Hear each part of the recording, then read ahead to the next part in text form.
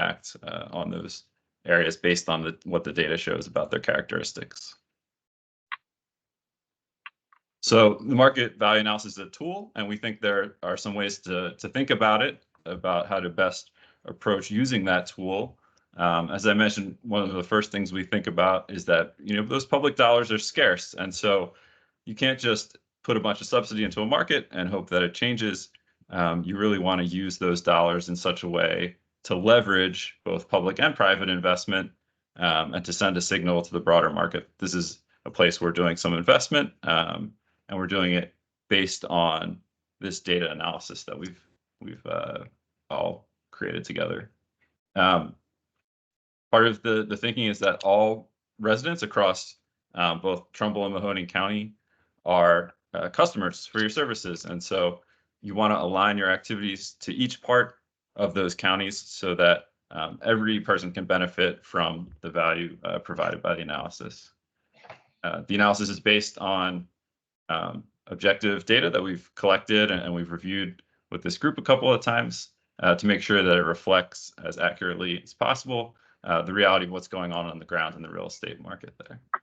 And finally, and most importantly, I would say, is that we're going to show you this market segmentation that we've created, and we advocate that you invest in literally every part of your market. So this is really intended to be a way to think about how to direct dollars into the market and into all segments of the market. Certainly in the past, we've seen bad examples of where maps were used to steer investment away from markets. And we are advocating the exact opposite here. This is a tool to direct investment, and we advocate that you do that in each different part of your market and that you do it based on what the data says are some of the best uses of those dollars. These are some of the uses that other places have done.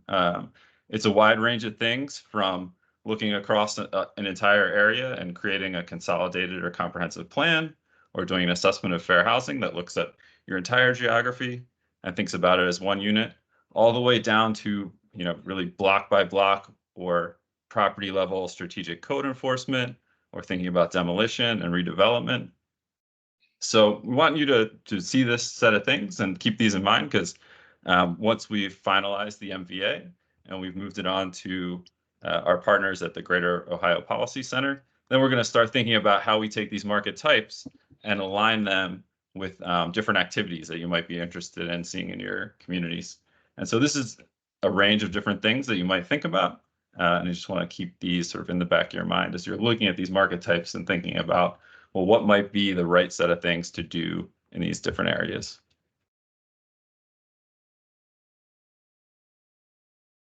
So last time we talked a little bit about our process of how we put the MVA together.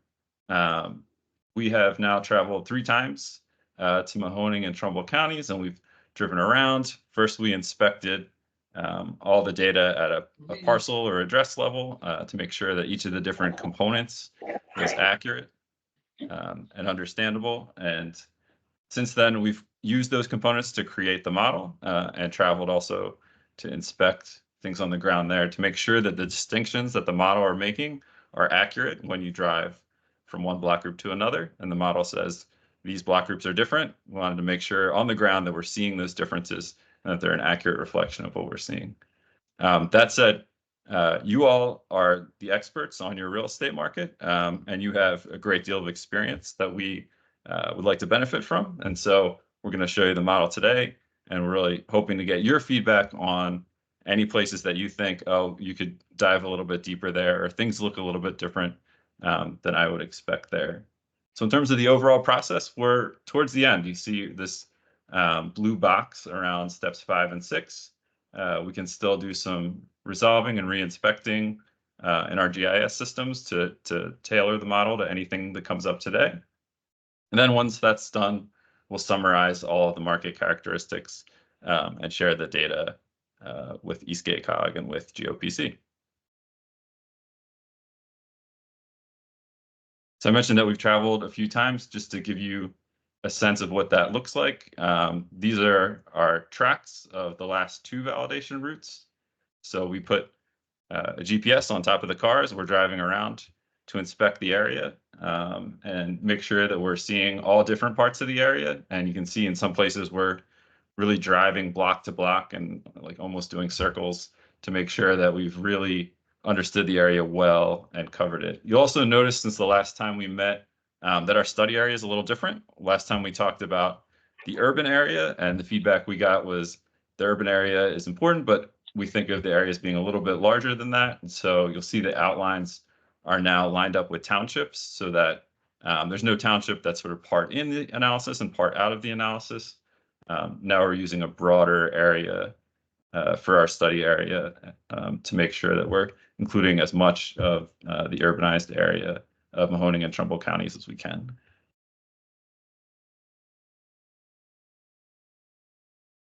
One other thing we've been doing since the last time we talked is that we do this analysis at the census block group, because that's about as refined a geography as you can use and still have some statistical stability. But as we drove around, and especially as we had the benefit of some people who are local to the area driving around with us, we find that there are some areas where even the census block group is really averaging over two very different types of real estate markets. And when that happens, what we do is go into the GIS system and we just split that block group into two, usually along major roads or anywhere where we see that the sale prices are different from one area to another. And that's so that this can be as geographically refined a tool for you as possible. So this is an example of that. This is a block group that's on the southern border of Youngstown, and you can see each of those dots is a home sale transaction. You can see the range of prices on the bottom right there. In the northern part of the block group, you see a lot of those sales that are in that 25,000 to 65,000 range, or that are below 25,000. Whereas in the southern part of the block group, there's a lot more sales at prices that are anywhere from 65 to 100 to 115,000. So there's really two different types of places in this block group. So we've gone into our GIS system and broken it up. And I bring this up because when we show you the model in just a little bit, if you see some areas and you think, you know, what's really happening there is probably that you've got two different areas that are being averaged over in the analysis, it's really helpful to us at this point if you can just flag those, and we'll go into our GIS system, take a look, and make sure, again, that we can make this as refined an analysis as possible so that you can really think about this as a block-to-block look at your real estate market. So that's one example of where you come in today. You're the local experts, and we really appreciate you taking the time both to meet with us a couple of times and give us the benefit of your experience with the real estate market and with the data that we've collected about your real estate market. As we're going through, please feel free to stop me at any time and ask questions or say that doesn't look like I'd expect it to look, because your feedback is really vital to making this as actionable a tool as we can possibly make it before we hand it off to GOPC to start doing some planning efforts. Okay, so with all that as background, now we're going to start talking about what we're seeing in the MVA draft model. So this is a refresher. When we met last time, we went through a series of maps about the different components that make up the market value analysis. We have 12 different components that represent a variety of different dimensions that you see in your residential real estate market. Those things include measures of property value and investment in the market. They include measures of distress and vacancy, and then some other important housing characteristics like what are the housing types? How dense is the housing in the area? What's the mix of owners and renters? Where are renters getting some kind of housing subsidy, most likely from HUD through programs like public housing or housing choice vouchers? I think one thing we're very happy with for this analysis is that almost all of the data that's collected is locally sourced. So it's administrative data that different units of government in Mahoning and Trumbull counties collect themselves. There's only a couple exceptions. The 10-year mix comes from Census ACS. And for vacancy outside of Youngstown and Warren, we did use the Postal Service data for vacancy there, although within Youngstown and Warren, we have that really great granular survey data from Youngstown State for vacancy. So this is the mix of things and how they're defined.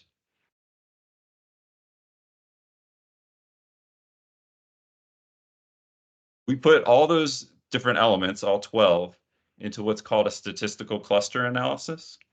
And what the cluster analysis is doing is it's identifying market types where the different block groups within that type are as alike as possible, but then across the different types are as distinct as possible.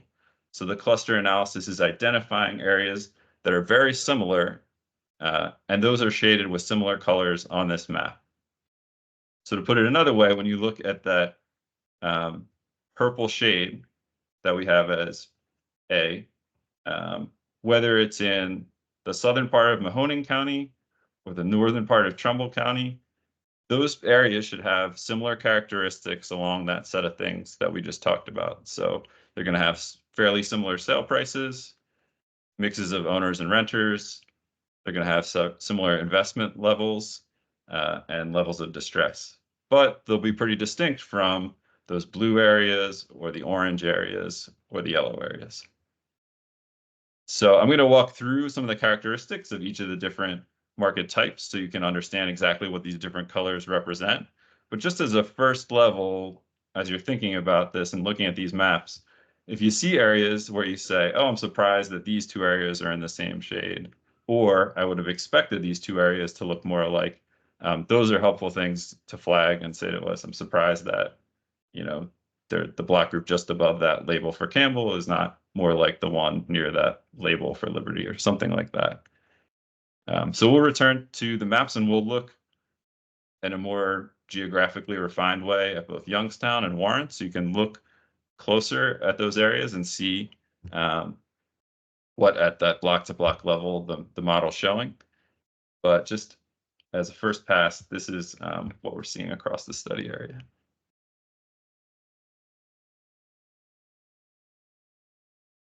So this table will give you the characteristics of each of these different market types that are identified in the analysis.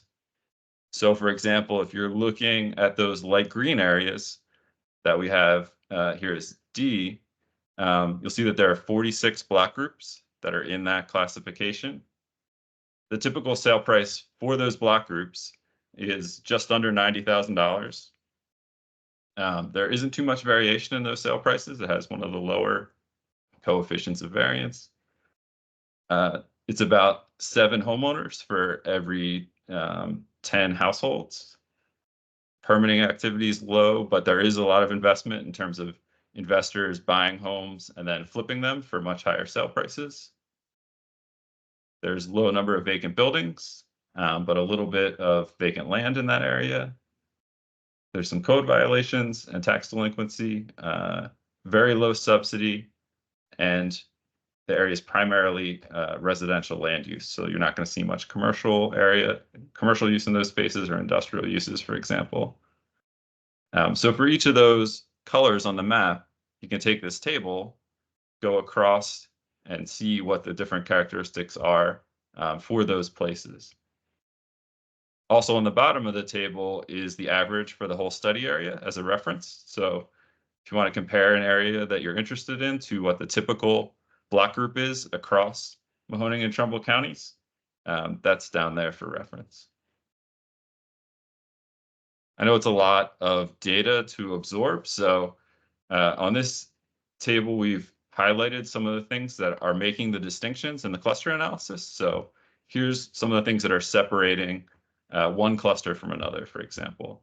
So you'll see, for example, a couple rows down in those dark blue block groups that we're calling B, that the sale prices are a little bit above the average for the counties as a whole. There's a really high level of permitting activity here.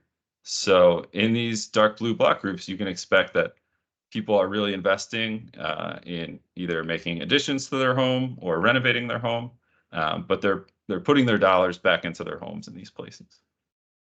There's also a lot of activity with investors purchasing homes and then flipping them for elevated sale prices in the second transaction. Overall, there's low levels of distress.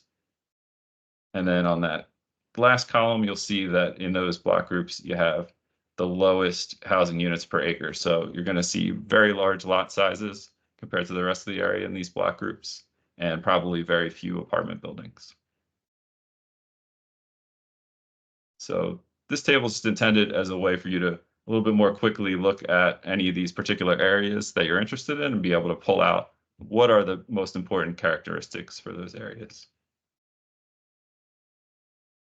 So we show on this table the typical sale prices for each of the different clusters.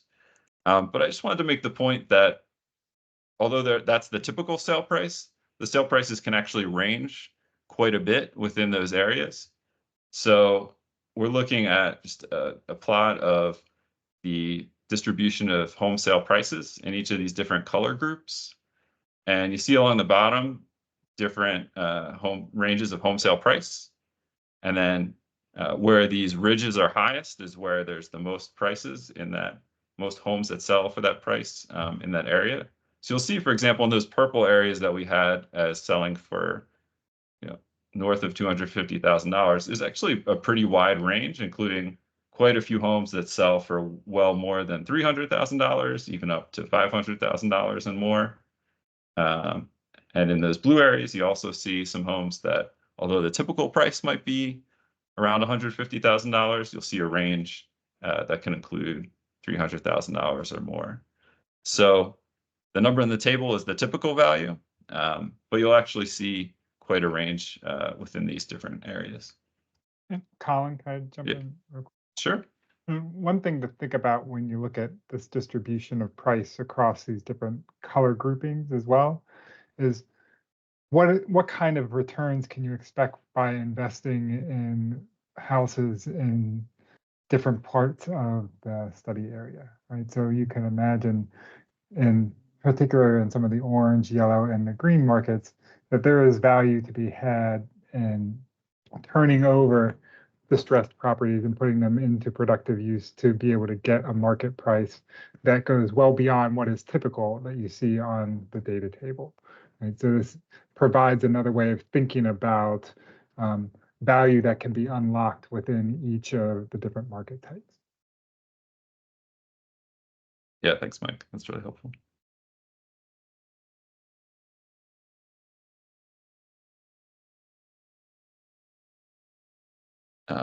So one more way that we wanted to talk about how this MVA is created is to show you a ground level example of what it looks like in terms of how the cluster analysis is taking all that data across those 12 different things that we talked about and putting it into this one measure of like what a cluster is. So on the bottom right on the legend, you'll see we've got a few of the different components that we've used to create the market value analysis. So we've got home sales, and you'll see that each of the different points is shaded by a range of home sale prices. And those colors are lined up roughly to what you see in the market value analysis to give you a quick sort of one-to-one of what the prices align with the different MVA clusters. The squares represent vacant buildings. The triangles are where there was a pair of home sales where an investor purchased the home, did some kind of work to it, and then sold it within a couple of years for 100% or more of what the first sale price was. So they flipped the home. And then another measure of investment, building permits, are those light green squares. Then on the bottom, we see what the actual market value analysis is. So if you go right to left along the map that we have here, you see that in those purple areas, the sales are predominantly in those highest ranges of home sale prices. You see there is some vacancy, but just a few scattered vacant buildings. Up on the top right, you see that there's some building permits in these areas. Then as you move left into that blue area, you see that the mix of home sale prices changes a little bit. You're starting to see some of those prices that are in the middle of our sale price range. You see a few more vacant buildings, but they're still mostly scattered throughout the area. And there's still a few investment points here. We've got building permit, we've got a flipped sale. As we transition into the next block group to the left, which is in that light green color, start to see some of the orange home sale prices get mixed in.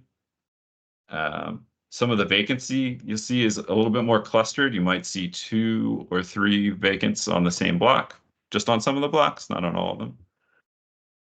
But you also interestingly see that there's quite a bit of home flipping going on in this area. Sort of towards the top of this block group, there's a whole bunch of different transactions that resulted in flipped sales. Finally, as you go to the orange area on the bottom left, you see that vacancy is a little more pervasive. Almost all of the home sale prices we see here are in those 2 lower ranges of prices. And you do see a few flip transactions, but not as many as in this green area here. Colin? Yeah. It's Ian.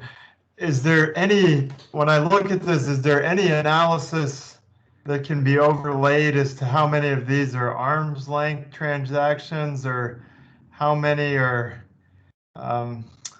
traditional real estate market transactions that involve realtors and financing too? I'm just like, when I look at all those $1,000 trends, 1,000 to 25, I mean, there's almost nothing in Youngstown if you look at the MLS listed in that range in the past couple years. So in terms of just understanding what's going on, do we know like how many of these are arm's length, or when you look in that 1,000 to 25, or do we know what those sales actually are? And what is the time? I may have missed it. What is the time period on the sale data? Sure. The time period is 2021 through the first half of 2023. And the way we get at, Ian, at whether it's the sort of sales quality of the data is that the auditors look at the data and they provide their measure of whether it's a valid sale or not. So whether it was an arm's length transaction or whether it was, something like a transaction between family members, which you wouldn't expect to be at a market price. So we're only using their indicator of valid sales for that. In terms of like whether, sorry. Do you know what their indicators are? And that might be a John Brolich question, but yeah, John might know better than me. In my experience, the way auditors and assessors look at those is that they look at some market data when they can. So they'll try and look at like a Zillow or an MLS if they have that available to them. They look at the parties. They look at whether the sale was on the market for a certain amount of time. Because if it never hit the market, sometimes they think that likely wasn't a transaction that's at a market price because people might have decided to exchange it for some other reason. They look at whether it was a multi-sale or not, so whether like a bunch of parcels were sold in the same transaction or not. And they look at all those things together and make a determination of whether they think it is a true indicator of a market sale or not. Okay. Yeah, this is John. I don't have a whole lot to add to that. I think that's what Colin just said is a pretty good description. And I think when you're looking at the auditor sales, I think that's about in the absence of having a full-blown MLS data set to work with as well. I think that's a pretty good indicator of of market sales versus other types of sales. Yeah, and I will say one of the reasons we like the auditor's data over something like MLS is that sometimes realtors don't represent transactions in some of the lower priced areas. And often you won't see as many loans. We'll show you some loan data in a little bit about the differences in some areas between what's mortgaged and what's sold. So I think that the auditor's data can really pick up that whole range of sales because they have access to. Yeah, I agree with that. On the flip side of that, though, I think there's two things happening because there's all these sales that don't involve realtors, but there's also the traditional real estate market. When we think about investment and our market cap for either flipping a property, it's going to be financed. Appraisers, at least in my knowledge here, generally, they're only using transactions that are listed on the MLS as comps. But we're also, like, when we're pulling in all these auditor sales, we're showing more market weakness that I'm just trying to understand. I understand what's happening. I'm trying to understand if there's some kind of filter, though, that can be applied. Like, even in the neighborhood where our office is, I have John review the transfers quarterly, and a lot of the things that transfer, they were never listed for sale in any sort of way, because I check all the sites. So what I'm saying is, when we say the word market, it wasn't really a market. Say, if it's not, the market is what the market will bear, but you have to take something to market to see what it will bear, right? I'm getting probably way in the weeds, but if you're following what I'm trying to communicate, I don't know how we get at that in the data, or if it actually matters. To me, it kind of matters in understanding what's actually happening in a neighborhood, and what the potential for investment and increasing home sale prices are, because I don't really worry about those sales too much. And I would, like, when we get to the point where we're looking at the overlay with mortgage activity, it'll really drive home this for you. And I think you'll get a sense too of, like, where these transactions are happening, probably by a phone call, as opposed to, them being listed and marketed and in what you would consider a free market space, right? Because I think what you're getting at is that, none of these things are going on the shelf, right, for people to be able to buy, because a lot of them are just happening. And when you look at the bottom end of the market, where we see the most amount of investor to investor kinds of transactions, and we'll get to that when we get down there, and the fact that there's fewer mortgages being made and more investors buying and selling from each other towards the bottom end of the market reflects the existence of a market that is not public, right, for everybody to participate in, and it sounds like what you're trying to get at. Yep. Yeah, that's exactly it. We'll see how that looks when we move along. And this slide is really designed as a way to help you guys sort of wrap your heads around, like, how the cluster model works itself, right? Just by seeing sort of how the underlying data sort of come together, right, to create these categories that are actually distinct when you look across them, right, to see that these are the things that are pulling these places apart. And as we sort of go through each one of the market types that Colin's going to walk us through, to really sort of hone in on some of these things and where, like, the different edges are hitting each other, because that's where we're always trying to make the refinements, particularly in the middle and towards the bottom ends of the market, to be able to identify pockets of strength in different parts of both cities. Yep. Yeah, and one thing I'd add to what Mike said is that later you'll see in that we have what we call overlays, which are intended to be different ways to look at the data that are going to be most helpful for you in taking this data and being able to use it for the purposes you want to use it for. And that might include that we might want to do an overlay of just owner-to-owner transactions. Or we can talk to John about what his process is for really refining, looking at the types of sales that you're interested in looking at. We can show you the difference between those sales and the whole set of sales, for example. For now, we'd like to include these because it's just become such a big part of the market, especially since the pandemic, is lots of investor transactions and buying in markets. So it's just a big factor in the overall dynamics in the market. So that's why we've been including it in the MVA.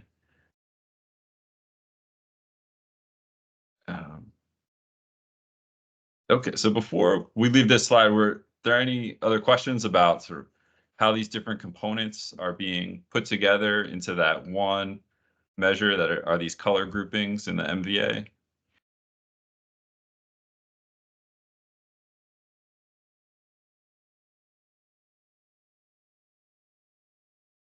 Okay, so now we're going to start looking at the MVA a little bit more closely in different parts of the counties. So this is a zoom in on Youngstown.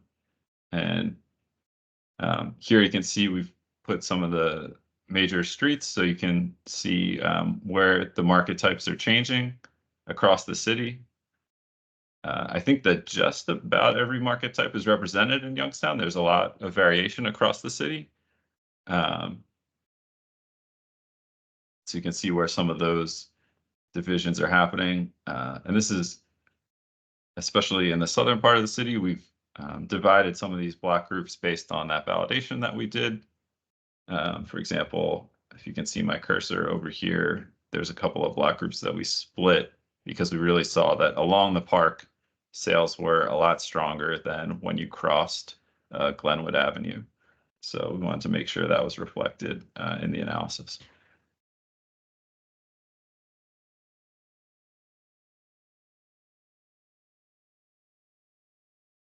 Are there any areas here that are surprising to people or different than they would have expected things to look?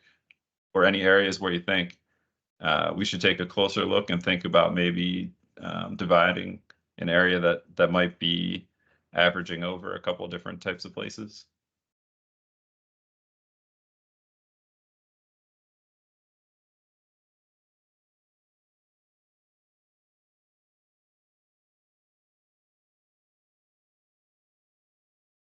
While you're thinking about that, one more thing I meant to mention earlier is that we're going to take all this data and put it into an online map that you're going to be able to search and look at particular areas that you're interested in. So you'll be able to type an address or a town into the address bar and go to those areas and click on it and look at both the market value analysis category as well as all the different component data.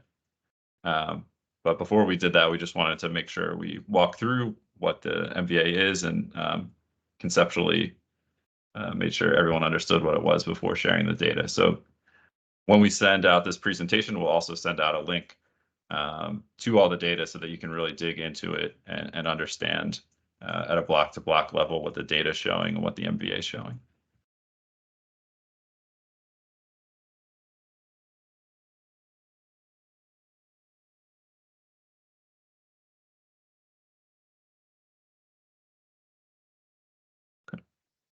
I think it looks pretty good. Oh, great. There's one spot, and I don't know if there'd be another, but at the bottom, it's actually Trisha's old track. I think that block group that's split by the railroad track, it's actually split by the track. Like I wouldn't call the section of that track to the west of the train tracks or the rail line.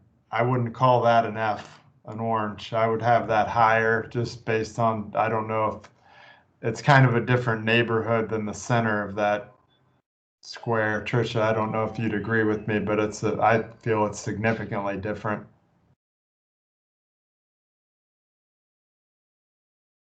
Yeah, that was the one. Oh, go ahead, Trisha. No, I mean, I would say the houses are selling for a bit more on that side of the tracks. Much more. Unless you're on one of the boulevards. Yeah, I would consider maybe splitting that along the tracks there. So from, going north south and see how they compare, how the data looks. Okay. I tend to agree. That's quite a bit different. You get west of the tracks there, West of the tracks towards Market Street.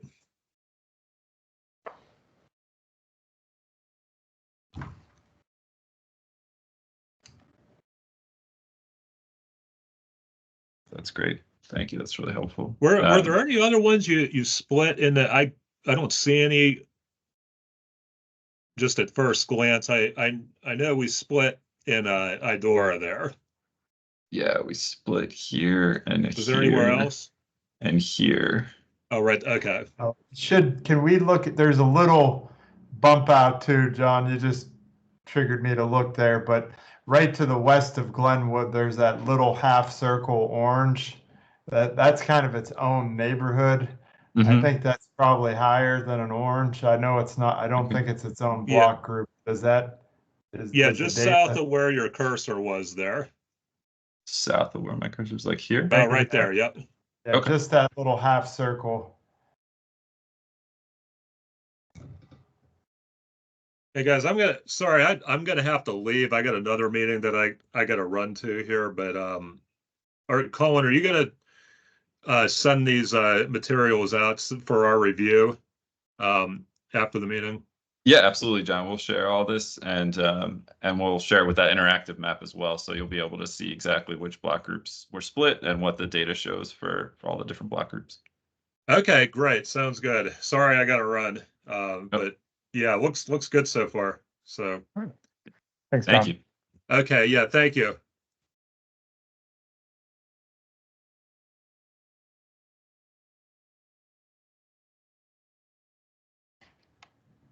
Any other thoughts on Youngstown or different areas that we should look a little closer at?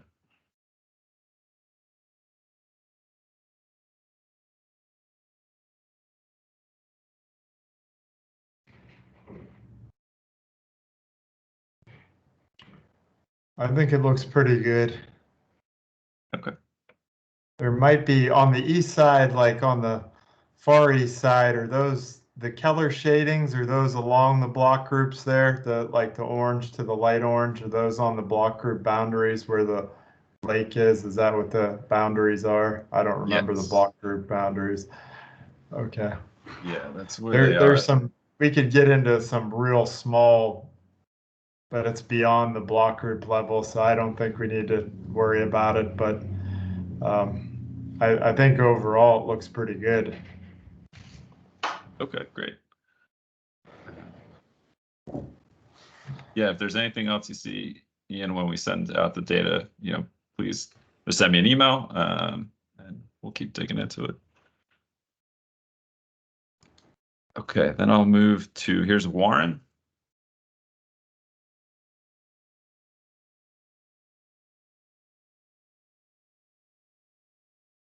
And in Warren, you do see also quite a bit of variation. One thing I'll say is that the Warren boundaries don't line up with block groups very cleanly. So if there are areas where you see that the block groups spill out and you think that it might be helpful to split some of those areas that cross the Warren boundary, please just let us know.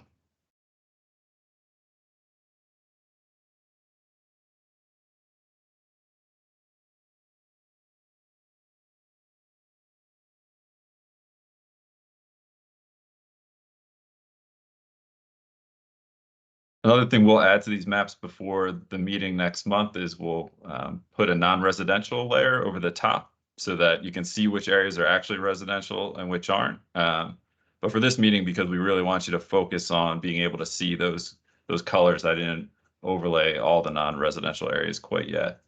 But there will be something that distinguishes the residential from non-residential areas a little better for next time.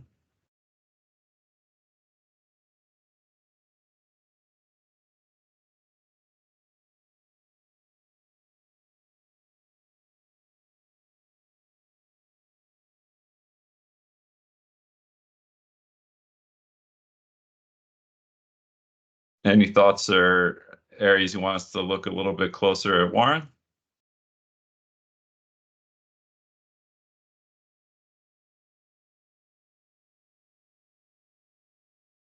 Hi, this is Julie. How are you? Hi, good, Julie. How are you? Good. Could you explain again what the green striped legend area stands for? Oh, yeah, I should have mentioned that earlier. So those are our parks and open spaces. And we stripe them just so they look different than the green block groups. And then these large areas that look sort of purple, but I think those are dark gray. Does that represent you don't have enough data to determine? Yeah, some of these are large non-residential spaces. So, there might be like a big factory there or a mall or something like that. Um, I Okay. don't think there's any block groups that are not, that we didn't have enough. We do, if there's less than 5 sales in that sales period, then we don't characterize the block group. That's the ones that'll be in that gray for insufficient data. But I think there were only a handful out of the, I think, 325 block groups in the area. So won't see too many of those. And I don't think any were in either Warren or Youngstown, but I'll double check that. Okay. Yeah, I would like some time to be able to analyze it. You said you'll send a link. Yep, absolutely. All right. Yeah, we should have that out in the next couple days. Great, thank you. Sure.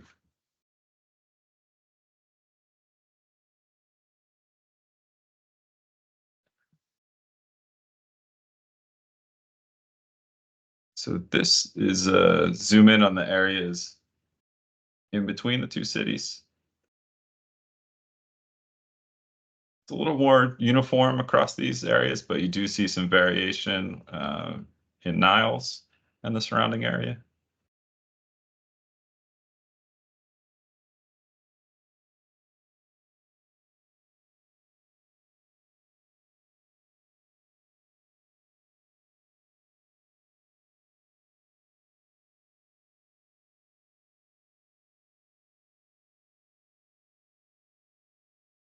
Okay. So those are all the maps across both counties. The next thing we're going to go into is looking at the groups individually, so you can see where each of the color groupings is by itself and see what some of the characteristics of each grouping is. But before I turn to that, I just wanted to ask one more time if anyone had any other thoughts on the maps they've seen so far, or questions about the MVA and how we're putting it together.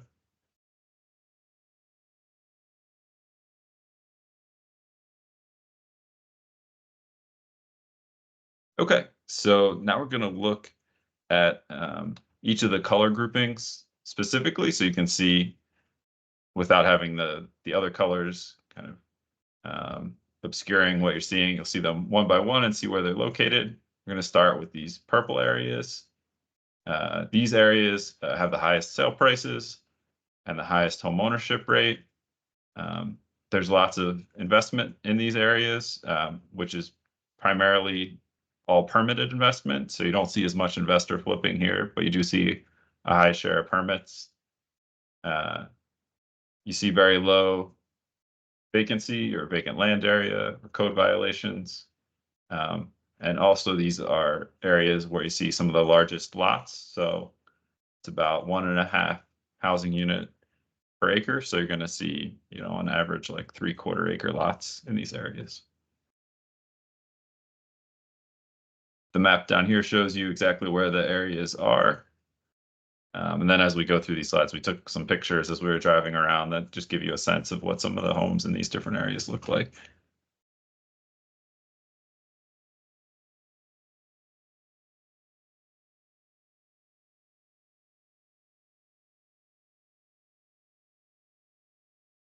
The next grouping are these blue markets.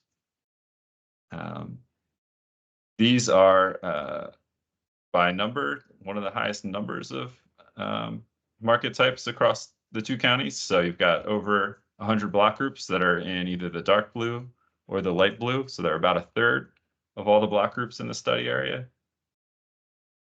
Their sale prices are a little bit higher than average. They also have large shares of investment, especially these dark blue block groups. They have the highest share of permitting, and they also have quite a bit of investor activity. The lighter blue block groups are distinguished from the dark blue by having a higher share of residential land use. So in these light blue areas, you're going to see primarily residential activity, not as much commercial or other activities. And these lighter blue areas also are going to have smaller lot sizes than the dark blue areas.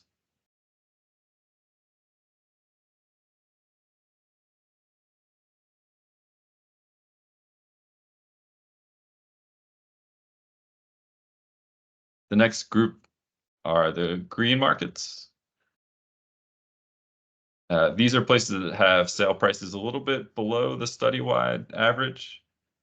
They still have higher shares of homeowners than renters. Interestingly, in these light green areas, you see not a lot of permitted activity, but quite a bit of investor flipping activity. Whereas in the dark green areas, you see a higher than average share of both. So one good sign about these areas for sure is that you're seeing lots of investment activity, more than you see across the study area as a whole. So there's a good amount of investing going into these green areas. With the dark green block groups, you start to see an uptick in the amount of vacant land. And that might be changing as you see this more investment going into those areas. The other thing you see in those dark green areas is a real mixture of uses. So you might be more likely to see some commercial in those areas or some industrial or other uses besides residential.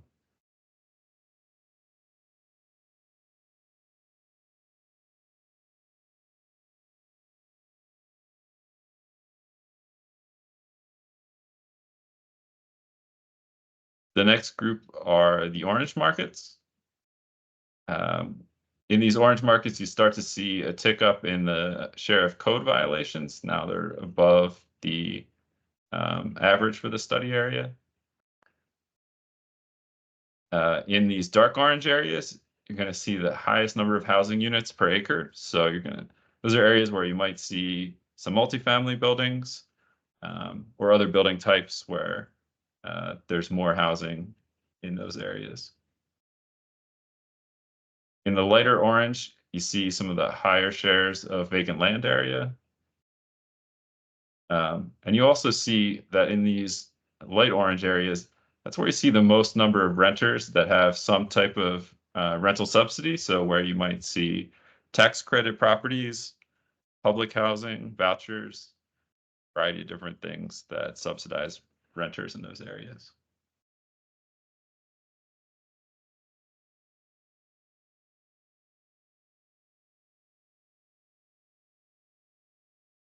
Then our last groupings here are the yellow markets, and these are the areas that have the lowest sale prices across the region.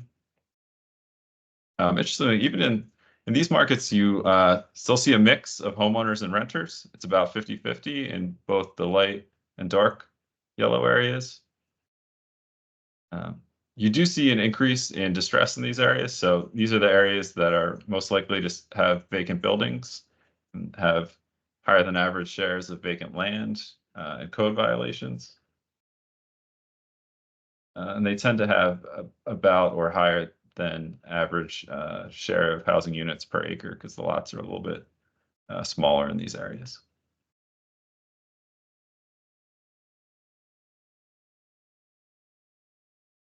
So that's the draft model and what we're seeing in the cluster analysis. Wanted to stop here and see if there are any questions about it or any areas that anyone would like to take another look at.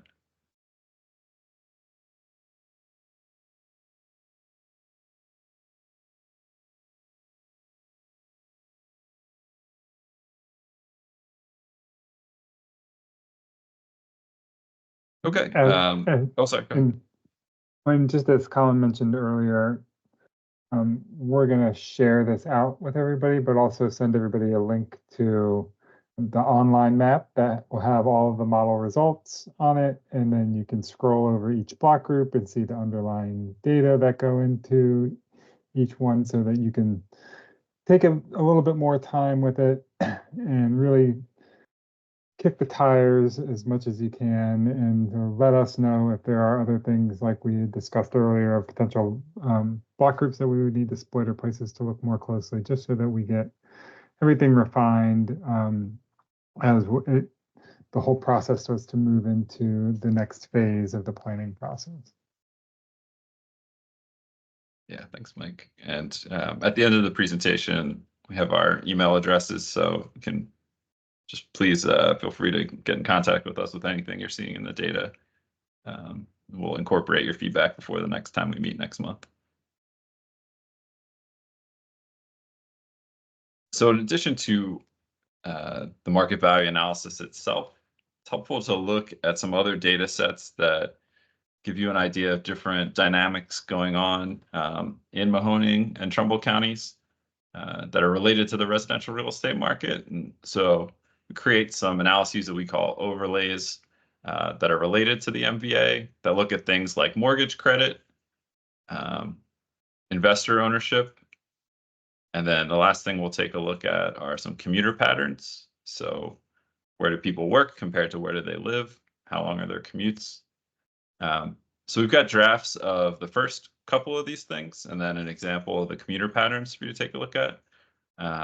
But as you're looking at these things and as you're reviewing the presentation later, if there are other things that you think are really helpful and important for us to relate to this residential real estate analysis, let us know, because it's, I think, often helpful to start thinking about what are other things that you can put together with the data that help you think about how to use the data when you're going to have this this data available to you. So the first thing we're going to take a look at are some data on mortgages, and we've broken it out by those different color groupings. This is all data that comes from something called the Home Mortgage Disclosure Act applications, and that's a track level data set that gives you data on who applied for a loan, what are some of their credit characteristics, who was the lender that they applied to, what was the result of the loan, those sorts of things. And we compared the most recent year of data that was available in that data set and looked at access to credit across all our different market types here. So on the bottom left-hand side, you can see the origination rate in each of the different market types. And one of the things that jumped out to us about this table is that I think some particularly good news is that whether you're in those purple markets, or the blue or the green or the orange, you see really high origination rates in each of those places. That about 3 out of every 4 applications for a mortgage is being originated, and that's a really good number. So people in those areas that want to access credit generally are able to find it there. So that's, I think, a good sign.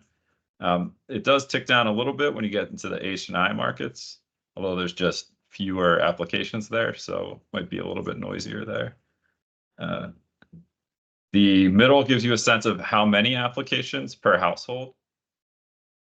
And you see that the most applications per household are in those purple areas, but you still see a few applications per 100 households in each of those blue, green, and orange areas as well. And then the bottom right gets to that question that Ian raised earlier about how the sales are relating to mortgage access and mortgages that are originated in these areas. So we've got the number of originated loans and the number of sales in 2022 by each of the market types. And you can see that in the purple areas, almost every sale is associated with a mortgage. In the blue and green areas, you still see high share of sales that are associated with a mortgage.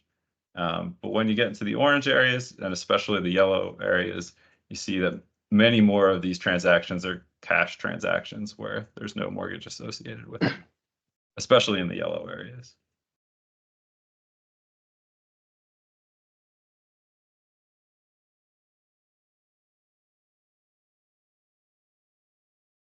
Another thing that we took a look at are who's doing the lending in each of these different areas. And across all the different market types, you see the same, I'd say 5 to 7 lenders appear over and over again. So that's a good sign that the lenders are making credit available in each of the different parts of the area. But you see, for example, Huntington is the top 1 or 2 lenders in each of the different parts of Mahoning and Trumbull counties.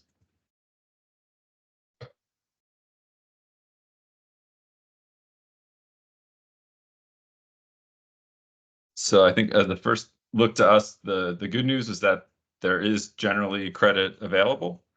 The one thing that might be a little bit of a concern is that the high share cash sales in the yellow, especially, but also in the orange, might show that some folks that are looking to buy with mortgages in those areas might be competing with all cash buyers and having a tougher time in that competition.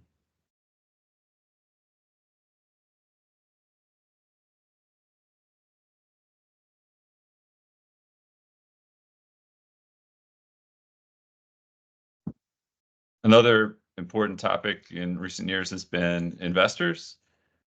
So the way we look at investors is we look at every home sale transaction, and we look at both the grantor or grantee, the buyer and the seller, and look at whether there's, for example, an LLC in their name or LP, or something that would indicate that the buyer is an investor.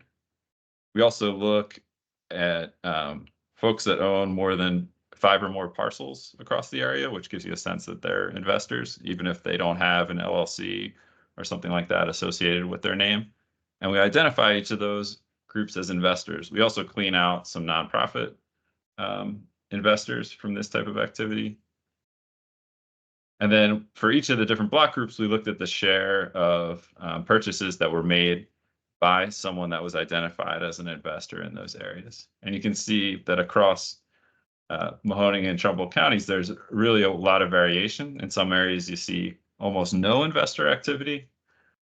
And then in other parts, you're seeing really concentrated investor activity, where as much as 1 out of every 2 sales is associated with an investor either purchasing or selling in that transaction.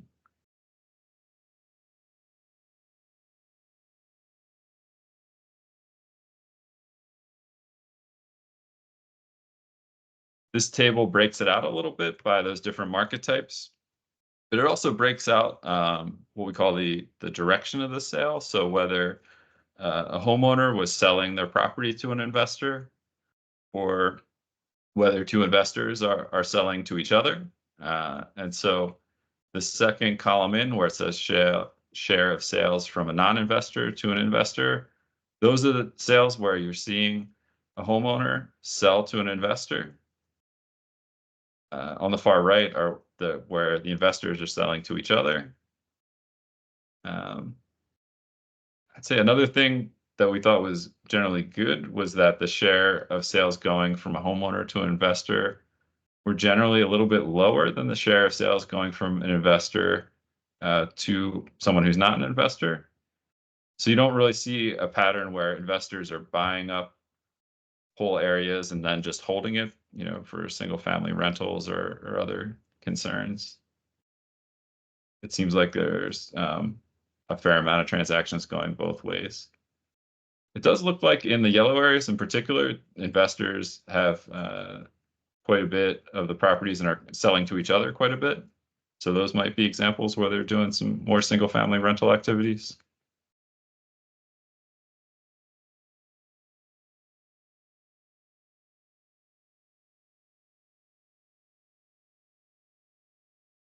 And then the third overlay, which I'm going to show you an example of, we'll have available for when we meet in April, is a commuter analysis.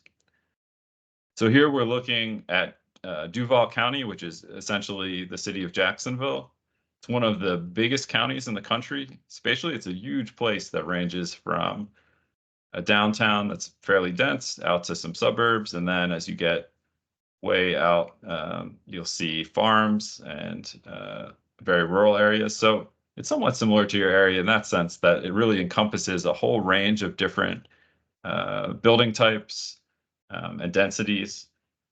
And what you see in this sort of heat map is the density of low-wage jobs. So jobs where people are making $40,000 or less on their primary job. This is according to a program from the census called the LEHD. And this was important to people in Jacksonville because they were curious about, for people who are working these jobs, one, where are the jobs located, and then can you compare them to where people live? So the people who work in these jobs generally live in this area, sort of up where you see this New Kings Road.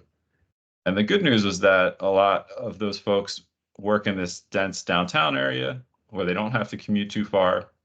But the less good news is they also have quite a few of these jobs that are way out in these beach areas. And it's really just a huge commute for people to get from this northwestern part of Jacksonville all the way out to the beaches. And so this was helpful to them in thinking about, well, how do we think about our transit lines and making sure that people are able to get in an efficient way from where they live to where they work, especially the people that were working in those jobs that were $40,000 and below. And so we took this job density and overlaid transit to give them a sense of whether there is available transit that can get people from where they live to where they work. There's also a measure here of the higher wage jobs, which you see are much more concentrated in the downtown and down along 95, and much less likely to be in those sort of far-flung parts of the counties. So we'll create these as well as some measures of how far people commute and give you a sense of how the labor market and the residential real estate market are interacting. I think a question for us on the commuter overlay is how far out is the commuter shed? Like, do you have a sense of how far away are people coming in and how far away are people going out and seeking employment that maybe it's almost to Akron, maybe it's halfway to Pittsburgh. Do you have a sense of like how big that commuter shed should be when we're putting that together? I think it should definitely be at least the 5 counties of Trumbull, Mahoning, Columbiana, and Ohio, and Mercer and Lawrence and Pennsylvania. I mean, there's certainly people that also commute from Columbiana to like northern Pittsburgh, like Cranberry Township, or I mean, I don't know that it's a huge number. Same thing with it on the other end up towards Cleveland, but I mean, there's definitely a lot of commuting back and forth from people. Like one of my neighbors here in Youngstown works in outside of Newcastle in Western Pennsylvania. One of our staff here commutes from Sharon, Pennsylvania, which is about 15 miles. So there's a lot between those 5 counties for sure.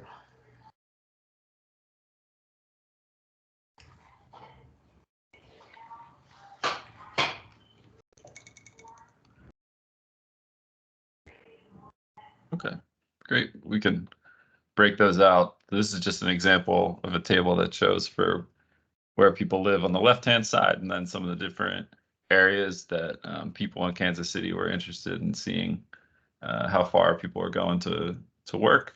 So we can break it out by those different county breakouts and see what that looks like for people that live in different areas in Mahoning and Trumbull.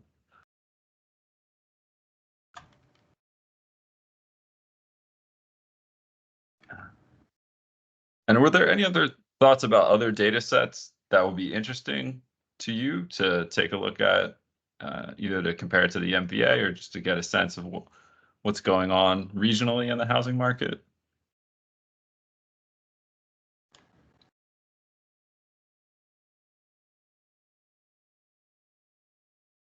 Do you have the MLS data for all the counties? Have you reviewed that against like the auditor data too? We don't have access to MLS, but if you have a good contact there, I'd be happy to reach out to them and see. Yeah, I mean, we have a realtor on staff. I can have her. We've pulled, and John has had it when we've pulled it in previous years. It's a little bit of a process, but I can get it. Okay, I can reach out to John about it too and see if he can.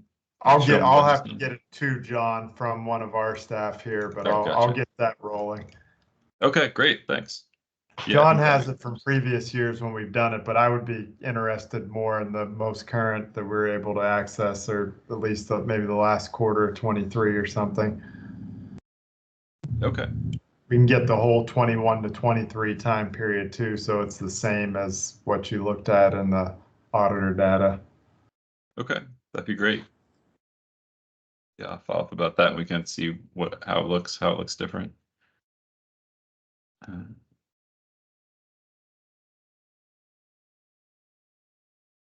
Are there any other types of things that folks are interested in that hasn't been shown in the data so far?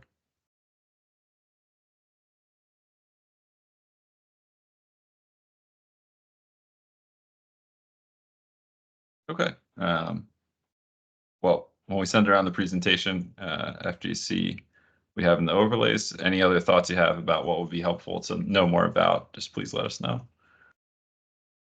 So once all this data is packaged and passed along, I think the next phase will be for GOPC to start thinking about how to think about what programs are best as part of this housing plan and line that up with these market types that we just talked about. Think about where the programs might be best enacted. And so we did a little bit of work recently for the city of Philadelphia, thinking about the programs that they do and creating a framework for them about how to think about those programs. And so that's the last thing we have here in the presentation. It's just some questions to ask about the programs that helps put a framework around what are you trying to accomplish, what's the way to get that done, who is going to benefit, and then finally, when you think about it spatially in that context of the market value analysis, where might you direct it so that there's some spillover benefits, so that if you try and do a program in, say, the north part of Youngstown, that other parts of the city can benefit from the program as well. So just have these questions at the end here as a way to start thinking about how to take the data and take the planning efforts and start putting those things together. All right, so we really appreciate everybody's time talking through all this data. As I said, we'll send this out with a link to the online map, which will let you dig in a little bit to different areas and see the whole set of indicators as well as the MVA. And our contact information is here, so please send us any other things you find or feedback you have as you dig through it. Before we close, any final questions or comments or anything else anybody wanted to bring up? Colin, I would be interested, I think, just from our perspective, looking at repopulation, if you could think about like inflow and outflow, where people are moving to and moving from when they're coming to Youngstown or in. So population migration data. Yeah. Trisha, sure. Yeah, we can take a look at that. I don't know if we'll be able to get that down to that block group level. I haven't seen it that refined, but I know there's some sources that can give us a more broader sense of people who are moving to Youngstown or moving to Warren, where are they coming from, and vice versa. So it might be we might not be able to line it right up with those market types, but we can at least tell you for the area as a whole and some of the municipalities where people are moving to and from.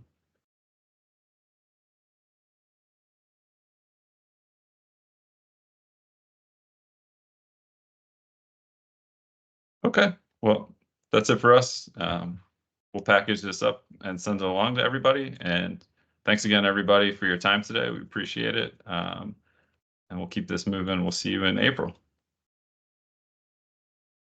Thanks. Thanks. Everybody.